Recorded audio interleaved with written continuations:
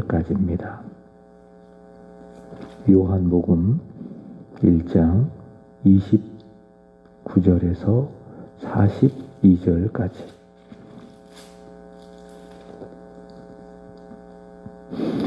이튿날 요한이 예수께서 자기에게 나오심을 보고 이르되 보라 세상 죄를 지고 가는 하나님의 어린 양이로다. 내가 전에 말하기를 내 뒤에 오는 사람이 있는데 나보다 앞선 것은 그가 나보다 먼저 계심이라 한 것이 이 사람을 가리킴이라. 나도 그를 알지 못하였으나 내가 와서 불로 세례를 베푸는 것은 그를 이스라엘에 나타내려 함이라 하니라. 요한이 또 증언하여 이르되 내가 봄에 성령이 비둘기같이 하늘로부터 내려와서 그의 위에 머물렀더라. 나도 그를 알지 못하였으나 나를 보내어 물로 세례를 베풀라 하신 그이가 나에게 말씀하시되 성령이 내려서 누구 위에든지 머무는 것을 보거든 그가 곧 성령으로 세례를 베푸는 이인 줄 알라 하셨기에 내가 보고 그가 하나님의 아들이심을 증언하였노라 하니라. 또 이튿날 요한이 자기 제자 중 두 사람과 함께 섰다가 예수께서 거니심을 보고 말하되 보라 하나님의 어린 양이로다. 두 제자가 그의 말을 듣고 예수를 따르거늘 예수께서 돌이켜 그 따르는 것을 보시고 물어 이르시되 무엇을 구하느냐 이르되 라비여 어디 계시오니이까 하니 라비는 번역하면 선생이라. 예수께서 이르시되 와서 보라. 그러므로 그들이 가서 계신 데를 보고 그날 함께 거하니 때가 10시쯤 되었더라. 요한의 말을 듣고 예수를 따르는 두 사람 중에 하나는 시몬 베드로의 형제 안드레라. 그가 먼저 자기의 형제 시몬을 찾아 말하되 우리가 메시아를 만났다 하고 메시아는 번역하면 그리스도라. 데리고 예수께로 오니 예수께서 보시고 이르시되 내가 요한의 아들 시몬이니 장차 게바라 하리라 하시니라. 게바는 번역하면 베드로라. 아멘. 어제 새벽에 말씀을 드렸죠. 세례 요한의 위대함은 그 자신에게 잊지 않고 숨기지 않고 정직하게 그가 전했던 예수 그리스도를 증거함에 있다. 자신은 그리스도가 아니다. 내가 그리스도냐라고 하는 사람들의 질문에 자신은 그리스도가 아니다 라고 하는 그 사실을 숨기지 않고 분명하고 정직하게 전하고 자기보다 앞선 한 사람 하나님의 아들 예수 그리스도를 증언함, 그것이 바로 세례 요한이 보여주었던 믿음, 위대함이라고 할 수 있습니다. 그래서 예수님께서도 말씀하신 것처럼 여자가 낳은 자 중에 큰 사람 바로 세례 요한인 것이죠. 오늘의 말씀은 세례 요한의 증언 두 번째인데 그가 증언한 예수님은 어떤 분인지 바로 거기에 좀 초점을 맞추어서 말씀을 전하려고 합니다. 본문 29절 말씀을 보시면은 이런 말씀이 있습니다. 이튿날 요한이 예수께서 자기에게 나오심을 보고 이르되 보라 세상 죄를 지고 가는 하나님의 어린 양이로다. 첫 번째 세례 요한은 예수님을 세상 죄를 지고 가는 하나님의 어린 양이다 라고 증언을 합니다. 출애굽기 12장 말씀을 보시면은 구약 시대의 이스라엘 백성들은 출애굽 시 어린 양을 잡아서 그 피를 문설주 인방에 발라서 죽음을 이기고 또 죽음에서 구원을 얻게 되었는데 그 어린 양은 상징이죠. 바로 하나님의 아들 예수 그리스도를 상징하는 것이죠. 이사야 선지자는 이사야 53장 7절 말씀에서 예수님을 양으로 묘사했습니다. 예수님은 누구신가? 예수님은 마치 죽으러 도살장에 끌려가는 어린 양과도 같다. 그렇게 이야기했고 사도 바울은 고린도전서 5장 7절에서 그리스도는 우리를 위한 6월절의 어린 양이다라고 증언을 했습니다. 여기 세례 요한도 마찬가지입니다. 그는 하나님의 아들 예수님을 증언하기를 세상 죄를 지고 간다. 지고 간다라고 하는 것은 원어의 의미는 제거하다 이런 의미를 가지고 있는데 예수님은 누구신가? 세상의 죄를 제거하시는 하나님의 어린 양이시다라고 증언을 합니다.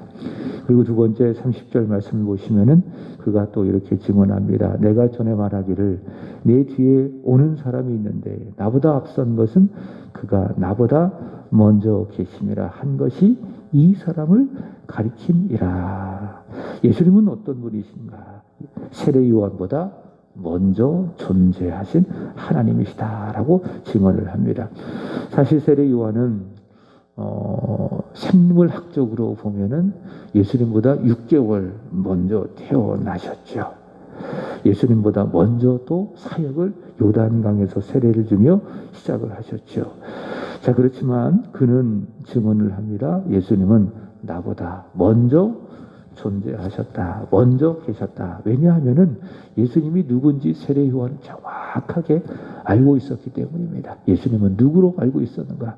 태초에 계셨던 말씀, 태초부터 존재하셨던 하나님, 모든 만물을 창조하신 하나님 되심을 세례 요한은 알았기 때문에 예수님이 자신보다 먼저 계셨다라고 증언을 하고 있습니다.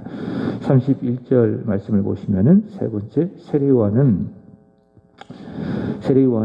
먼저 계신 예수님을 증언하기 위해서 그가 가실 길을 곧게 하기 위해서 그는 사람들에게 요단강에서 예수님을 전하고 회개의 세례를 베풀게 되어집니다. 자, 정리한다면 세례 요한은 예수님보다 먼저 계신 하나님, 그리고 두 번째로는 세상 죄를 제거하시는 하나님의 어린 양. 자, 34절의 말씀을 보시기 바랍니다. 34절 말씀을 보시면은 이런 말씀이 있죠. 내가 보고 그가 하나님의 아들이심을 증언하였노라 하시니라. 자, 네 번째 세례 요한의 증언. 예수님은 어떤 분이신가? 예수님은 하나님의 아들이시다라고 증언을 하고 있습니다. 사람의 아들은 곧 사람이죠. 마찬가지로 하나님의 아들은 곧 하나님이시다라고 하는 겁니다. 요한복음 5장 18절 말씀을 보시면은 이렇게 이야기합니다. 유대인들이 이로 말미암아 더욱 예수를 죽이려고 하니 이는 안식을 범할 뿐만이 아니라 하나님을 자기 친아버지, 그러니까 예수님은 자신을 하나님의 아들이라고 이야기했다고 하는 것이죠. 근데 그것은 어떤 의미이냐? 하나님과 동등되다.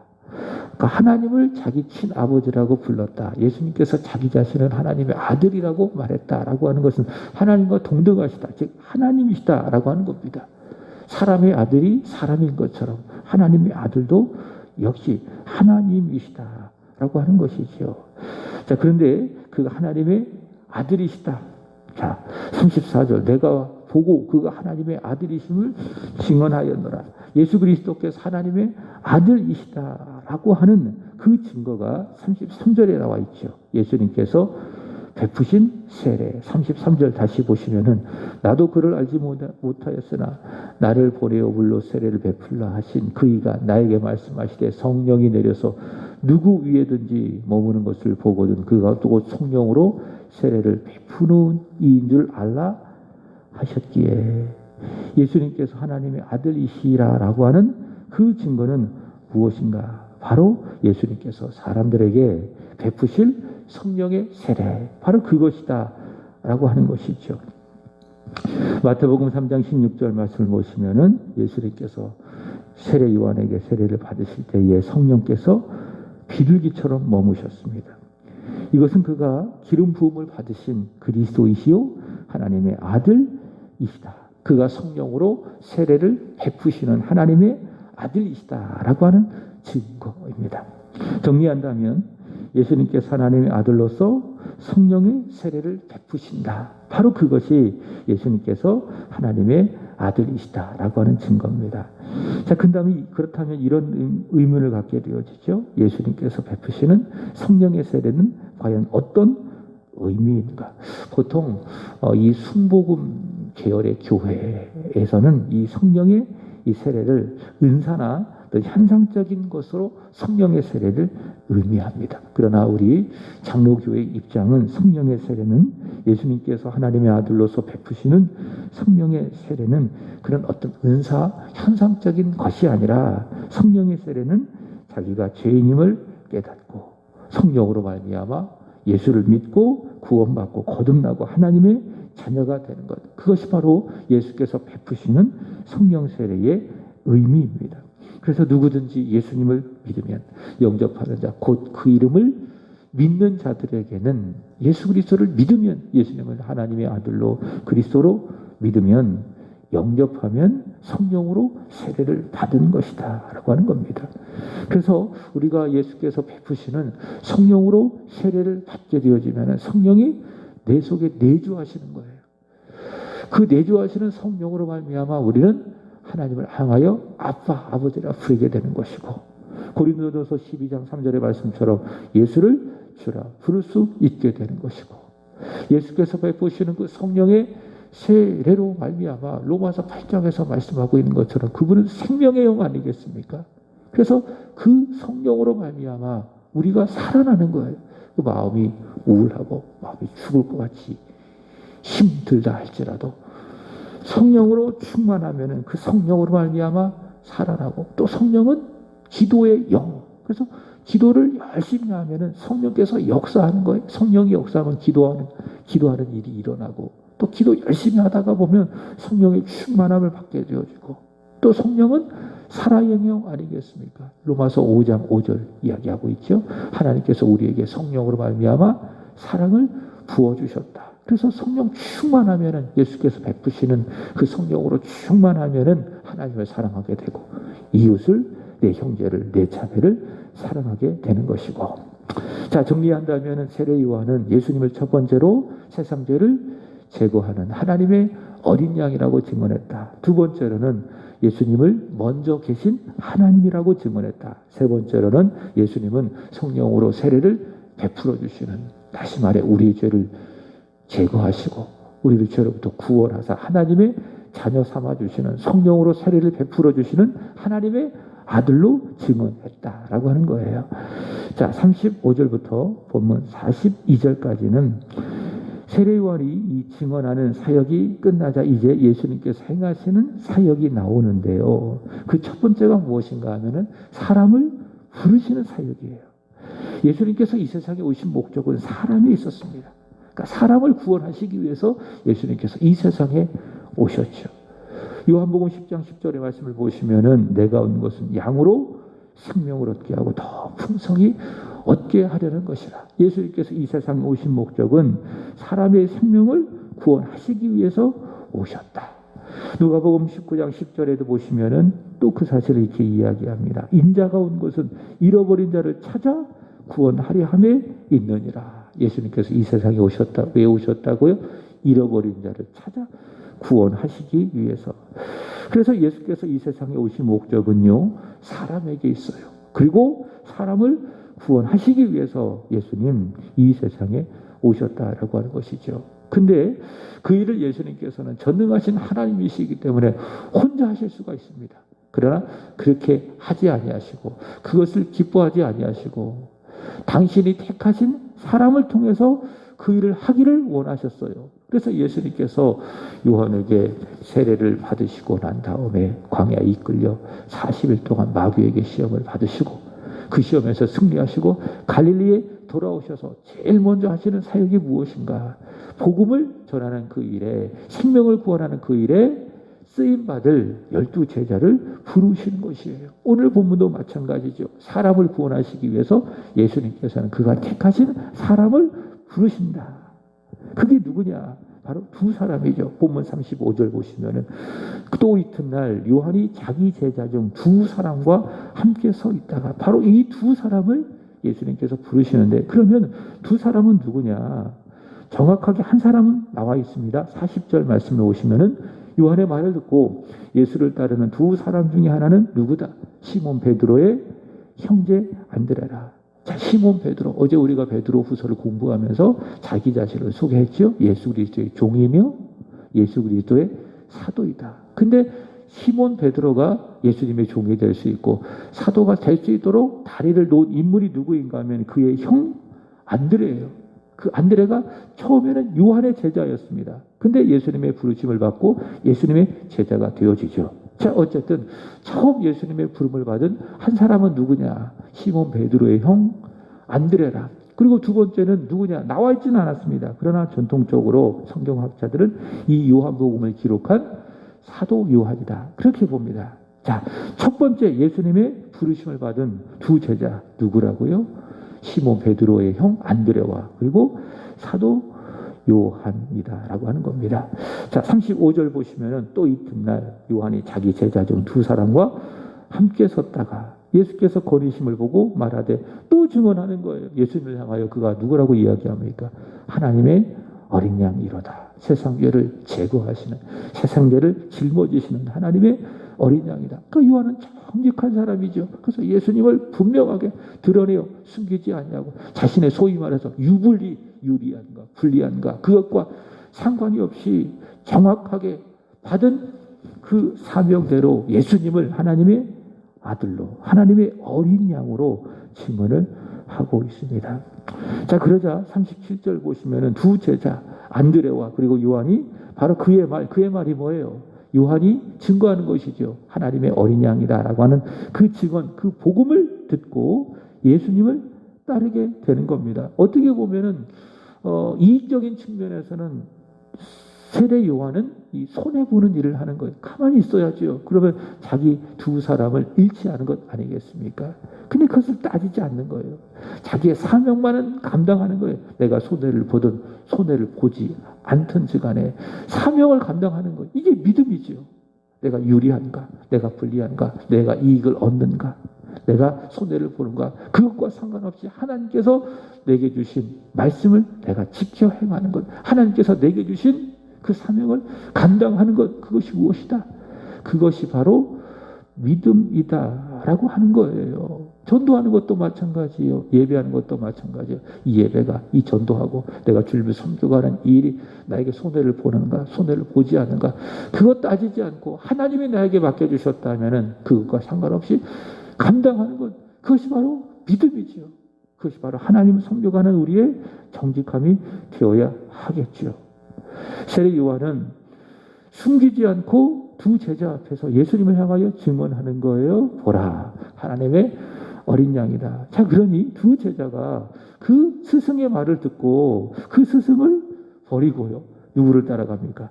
예수님을 따라가게 되는 것입니다. 예수님을 따라가게 되어지고. 자, 그러자 38절 보시면은 예수께서 그 두 제자가 따르는 것을 보시고 물어 이르시되 무엇을 구하느냐? 무엇을 구하느냐?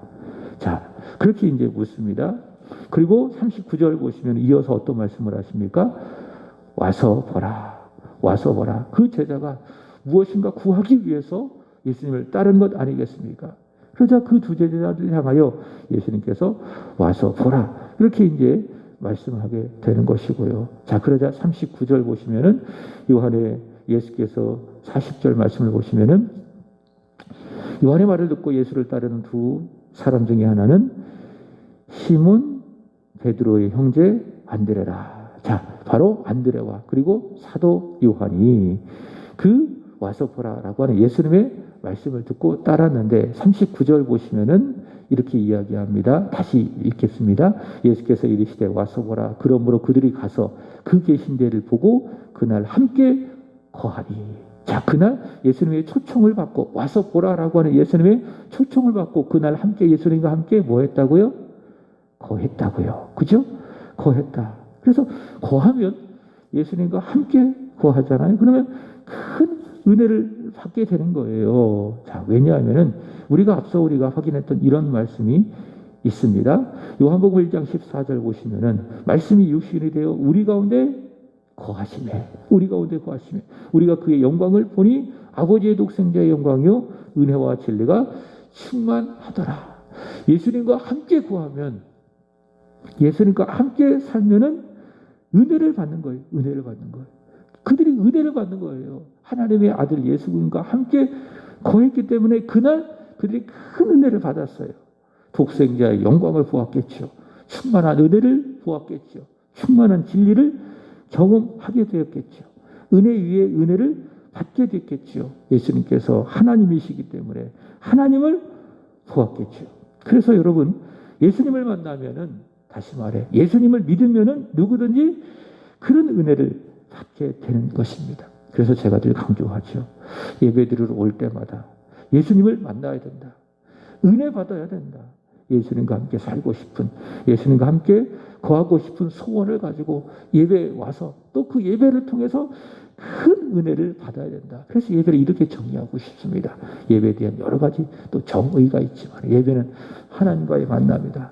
다윗이 고백하는 것처럼 그의 아름다움을 보며 그의 성전에서 사모하는 것, 그것이 예배다. 그렇게 이제 이야기하고 싶지만 오늘 말씀을 통해서 예배를 이렇게 정리하고 싶습니다. 예배는 예수님과 함께 거하는 거예요. 예수님과 함께 거해서 큰 은혜를 받는 것, 충만한 진리를 경험하는 것, 그것이 무엇이다? 그것이 바로 은혜다. 그래서 예배드리면 무조건 은혜를 받아야 돼요. 그래서 예배드리기 전에 회개도 많이 하고, 왜? 은혜 받을 마음의 준비를 해야 되니까 회개도 하고 또 사모하는 심령을 갖기도 하고, 그렇게 와서 예배 드리고 예배 가운데에 예수님과 함께 거함으로 말미암아 큰 은혜를 받아야 돼요. 은혜 위에 은혜, 충만한 진리, 충만한 은혜를 받아야 된다라고 하는 것이죠. 그렇게 우리가 예배를 통해서 예수님과 함께 거하고 영혼의 큰 은혜를 받게 된다면은 영혼이 잘 되는 거예요. 그리고 영혼이 잘 되니 범사도 잘 되고 형통하게 되는 것이고, 그래서 무조건 교회에 오시면 예배에 성공해야 된다. 예수님과 거해서 은혜를 받아야 된다. 영혼이 잘 되어야 한다. 그래야 우리의 범사도 잘 되고 형통하게 되는 거예요. 41절 말씀을 보시면은 예수님의 부름을 받고 예수님과 함께 거했어요. 다시 말해 그들은 은혜 받았어요. 은혜 받았어요. 그러니까 교회 와가지고 은혜 받았다 그 말입니다. 그랬더니 표정이 변하는 거예요. 말이 변하는 거죠. 그죠? 사람이 은혜 받잖아요. 그건 변해요. 다 그래요. 주일날에도 보면은 은혜를 받은 사람과 받지 못한 사람의 차이가 있습니다. 은혜를 받은 사람은요, 표정이 달라요. 그리고 말하는 것도 달라요. 그게 은혜 받은 사람의 모습이에요. 그리고 은혜가 없잖아요. 굉장히 얼굴도 어둡고 말도 어둡고, 그게 그렇습니다. 그 은혜 받으셔야 된다. 교회 오면 물론 이 강단에서 목사가 예배를 인도하고 말씀을 전할 때에 잘 준비해서 성도들이 은혜 받을 수 있도록 해야 되는 것은 기본이겠죠. 그러나 성도들이 어떤 말씀이 선포되어지든지 하나님께서 나를 이 시간 불러주셔서 주시는 하나님의 음성이다라는 사모하는 마음을 갖고 내가 예배 드린다면은 은혜 받지 못할 경우가 어디에 있겠는가? 다 누구면 내 문제예요. 내가 사모하는 심령, 마음의 좋은 밭을 가지고 있다면은 어떤 말씀이 들어와도 그 사람 은혜 받아요. 그럼 마음이 딱 닫혀 있고 완악하고 차가우니까는 예수님께서도 말씀하셔도 그 사람 은혜 못 받을걸요. 내가 중요하다. 내가 마음의 문을 열고 하나님의 은혜를 받기를 소망하고 있으면은 은혜 받는 거예요. 오늘 본문에 나오는 예수님의 부름을 받은 와서 보라라고 하는 예수님의 초청을 받고 예수님과 함께 그날 거했던 시몬 베드로의 형제 안드레와 사도 요한은 예수님과 함께 거하면서, 다시 말해 오늘날로 말한다면 예배드리면서 뭐 받았다고요? 은혜 받았다고요. 은혜 받으니까는 변하는 거예요. 생각이 변하는 거예요. 41절, 그가 먼저 자기의 형제 시몬을 찾아 말하되, 말이 바뀌었어요. 뭐라고? 우리가 메시아 그리스도를 만났다라고 증언하는 거예요. 이게 은혜 받은 사람의 모습이다. 은혜 받으니 생각이 변하고 말이 변해서 찾아가서 자신의 형제 시몬 베드로에게 찾아가 자신이 만난 그리스도 메시아를 증언하게 되는 것입니다. 자, 말씀을 마칩니다. 하나님의 아들, 하나님의 어린 양 예수님, 우리의 죄를 제거하시는 하나님의 아들 예수님, 우리보다 먼저 계셨던 그 예수님이 오늘 하루 저와 여러분을 부르십니다. 오늘 이 말씀 우리에게 주시는 하나님의 음성으로 받으세요. 39절, 예수께서 이르시되 와서 보라. 예수가 우리를 부르는 소리, 오라 오라 와서 보라. 하나님의 아들 예수님께서 우리를 부르십니다. 내가 있는 바로 이곳에서 예수님 와서 보라. 우리를 초청하시는 거예요. 바로 예배하는 이곳에서 우리를 초청하시고, 이제 두 분이 이제 예배를 끝나고 나가시면 또 삶의 현장에 계실 것 아니겠습니까? 거기서 누가 부르신다고요? 와서 보라. 예수님이 나를 부르시는 거예요. 그 음성을 내가 들으시고 예수님께 나아가시고, 또 내가 있는 곳이 오늘 예배하는 자리가 되고, 다시 말해 예수님과 함께 거하는 자리가 돼서 거기서 은혜 받고 은혜를 누리고 충만한 은혜를 받고, 그리고 그 은혜를 증언하는, 오늘 세례 요한처럼 그 은혜를 증언하는 저와 여러분 되기를 주님의 이름으로 축복합니다. 기도하겠습니다. 하나님 아버지, 성령으로 충만하게 하여 주셔서 하나님의 아들, 하나님의 어린 양 예수 그리스도를 보게 하여 주시고, 그 예수 그리스도를 굳게 믿게 하사 은혜 받게 하여 주시옵소서. 그리고 그 은혜를 전할 수 있도록 도와주시기를 원합니다. 시몬 베드로와 안드레가 예수님과 함께 거했습니다. 예배드렸습니다. 그랬더니 은혜 받았습니다. 은혜 받으니 생각이 변하고 그 말이 변하고 행동이 변했나이다. 하나님, 먼저는 오늘 이후에 우리가 기도할 때에 주여 은혜 받게 하여 주시옵소서. 은혜를 사모하게 하여 주시고 열심히 기도함으로 말미암아 우리의 영혼에 은혜를 받게 하여 주옵소서. 그리하여 영혼이 잘 되고 범사가 잘 되어지는 오늘 하루가 되게 하여 주옵소서. 하나님, 기도할 때 은혜를 받을 뿐만이 아니라 성경을 펴서 하나님의 말씀을 읽을 때도 은혜 받게 하여 주시고, 내 속에 있는 예수를 믿음으로 말미암아 은혜 받게 하여 주시고, 교회 와서 예배 드릴 때마다, 주님을 섬길 때마다 주님 은혜 받게 하여 주시옵소서. 은혜 받을 수 있는 심령으로 매 순간 변화되게 하여 주옵소서. 그리하여 그 은혜를 모르는 자에게 은혜를 나누어 주고 은혜를 증거하는 복의 삶을 살아갈 수 있도록 인도하여 주시옵소서. 하나님, 오늘은 사구역을 위하여 기도드립니다. 이병구 집사님, 김보숙 권사님, 민경 정민, 이근섭 강성미 집사님, 이기홍, 이기훈, 이기영, 황판, 그리고 오혜선 성도님, 하나님, 어려움 가운데 있다 할지라도 낙심치 아니하게 하여 주옵소서. 그리스도 예수 안에는 하나님의 사랑에서 결코 끊어낼 수 없다라고 하는 믿음을 갖게 하여 주시고, 그 사랑을 붙들게 하여 주옵소서.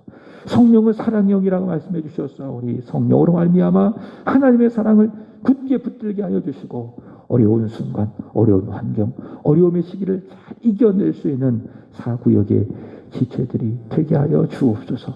광야의 길을 내시는 주님, 광야의 생수를 솟아나게 하시는 전능하신 하나님을 절대 신뢰하는 믿음의 사람, 사구역의 지체들 되게 하여 주시되, 무엇보다도 하나님 앞에서 힘써 기도하고 성령과 기도보다 앞서지 아니하는 믿음의 지체들이 되게 하여 주시옵소서. 오늘 이 새벽에도 이 자리를 지키며 기도의 자리를 지키며 하나님 앞에 기도하시는 우리 우시수 권사님, 그리고 우리 영숙 성도님을 두 손으로 축복해 주시기를 간절히 원합니다. 오늘 이 모습이 천국에서 해와 같이 빛나게 하여 주시고, 이전에서 아버지의 이름을 부르며 예수로 말미암아 드려지는 간절한 기도가 하나님 어전 보좌에 상달이 되게 하여 주시고, 기도하는 가운데에 하나님의 은혜를 깊이 경험하는 천국이 되게 하여 주옵소서. 이 시간이 천국이 되게 하여 주시고, 기도하는 저들의 마음 가운데 주님이 임재하여 주심으로 말미암아 심령의 천국이 되게 하여 주옵소서. 와서 보라, 와서 보라 하는 주의 음성을 듣는 오늘 하루, 은혜의 하루 되게 하여 주옵소서. 감사하며 구주 예수님의 이름으로 기도하옵나이다.